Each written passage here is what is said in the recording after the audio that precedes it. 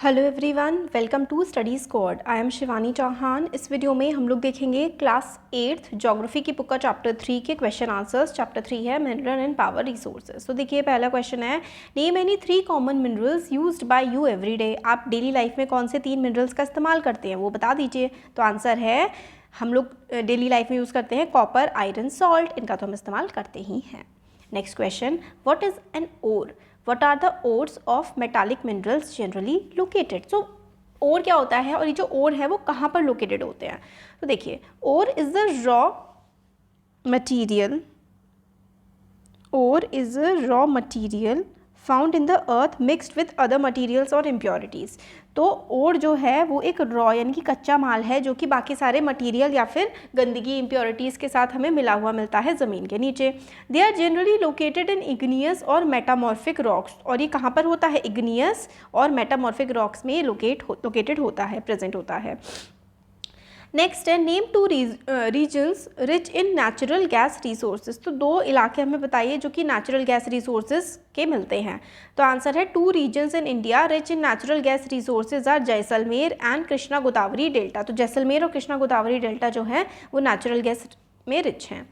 Next है, what are the sources of energy would you suggest for rural areas, coastal areas and arid areas. तो कौन से sources of energy का इस्तेमाल करना चाहिए गांव के इलाकों में, कोस्टल एरियाज यानी कि समुद्र के तटीय इलाकों पे, और एरिड यानी कि सूखे इलाकों में? देखिए इसका आंसर है, फॉर रूरल एरियाज गांव के इलाकों में solar energy and wind energy are feasible options. तो गांव के इलाकों में जो सोलर एनर्जी यानी कि सौर ऊर्जा या फिर विंड एनर्जी जो हवा से जनरेट होती है वो काफ़ी अच्छे ऑप्शन है।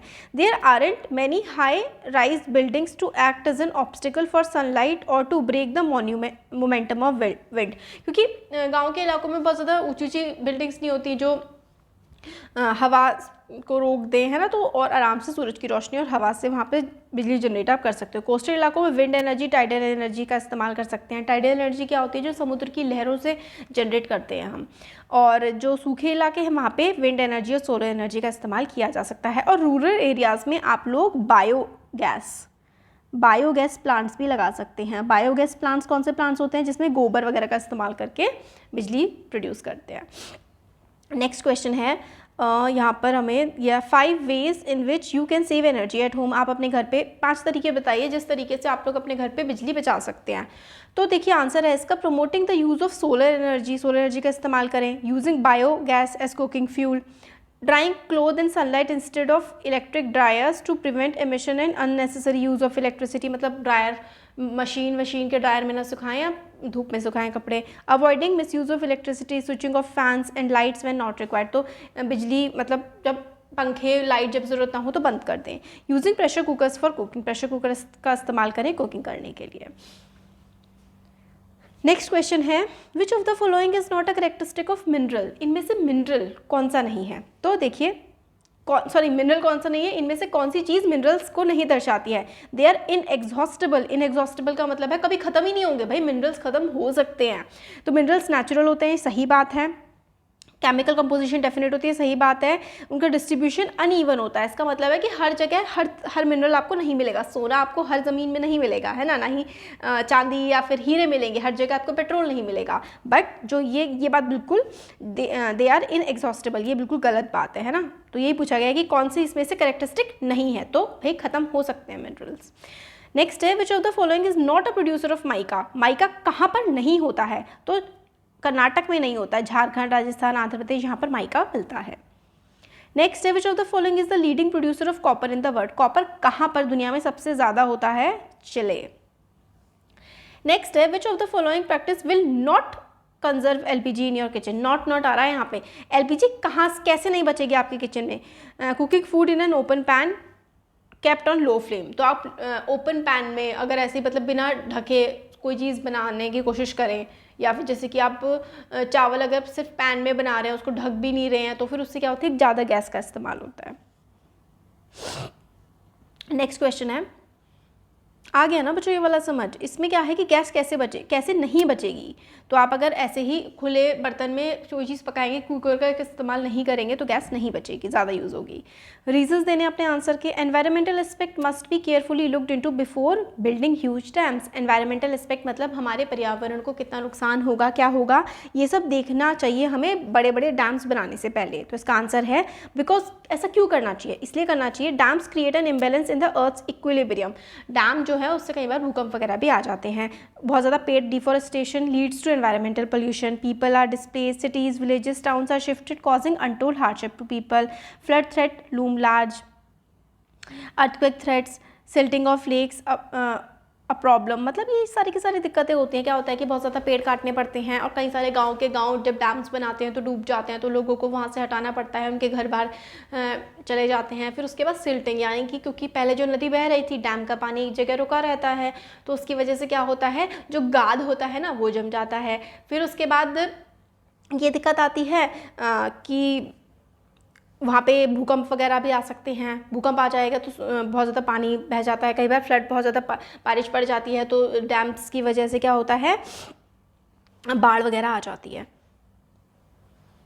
नेक्स्ट क्वेश्चन है, most industries are concentrated around coal mine. ज़्यादातर जो इंडस्ट्रीज़ हैं वो कोल माइन के आसपास क्यों होती हैं? तो देखिए इसका आंसर है, ज़्यादातर इंडस्ट्रीज़ कोल माइन के पास इसलिए होती हैं क्योंकि इंडस्ट्रीज़ जो हैं उनकी ट्रांसपोर्टेशन की कॉस्ट बच जाती है और आराम से उनको फ्यूल मिल जाता है। तो presence of coal mines around industry reduces the cost of transportation and also insures easy availability of fuel. तो ठीक है, पेट्रोलियम को ब्लैक गोल्ड क्यों कहते हैं, ये नेक्स्ट क्वेश्चन है। तो petroleum is a very valuable fossil fuel. It is used for running of all type of machinery, transport vehicles from a bicycle to an aeroplane. ये छोड़ो, तो पेट्रोलियम बहुत ज़्यादा वैल्यूएबल है। ब्लैक गोल्ड उसको इसलिए कहते हैं क्योंकि बहुत ज़्यादा ज़रूरी है हमारी डे टू डे, एक जगह से दूसरी जगह जाने के लिए हम लोग व्हीकल्स का इस्तेमाल करते हैं, उसमें पेट्रोल है ना, यही यूज़ करते हैं, तो इसलिए बहुत ज़रूरी है। नेक्स्ट क्वेश्चन है, quarrying can become a major environmental concern. Quarrying का मतलब जो खोद करके ज़मीन में से निकालते हैं उसको क्वेरिंग कहते हैं। तो after quarrying pits are not covered so they may cause environmental hazard. तो क्वेरिंग करने के बाद जो पिट्स हैं, गड्ढे हैं, उनको नहीं ढका जाता तो वो काफ़ी ज़्यादा एनवायरनमेंट के लिए हानिकारक हो सकते हैं। नेक्स्ट क्वेश्चन है, कन्वेंशनल और non conventional source of energy के बीच में आप लोगों को अंतर बताना है। तो देखिए कन्वेंशनल सोर्सेज वो होते हैं जिनका इस्तेमाल हम बहुत लंबे समय से करते आ रहे हैं, example fossil fuel and firewood. Non conventional power sources वो होते हैं जो हम लोग बहुत ही कम, हमने रिसेंटली ही इस्तेमाल करना उनका शुरू किया है, जैसे कि solar energy and tidal energy.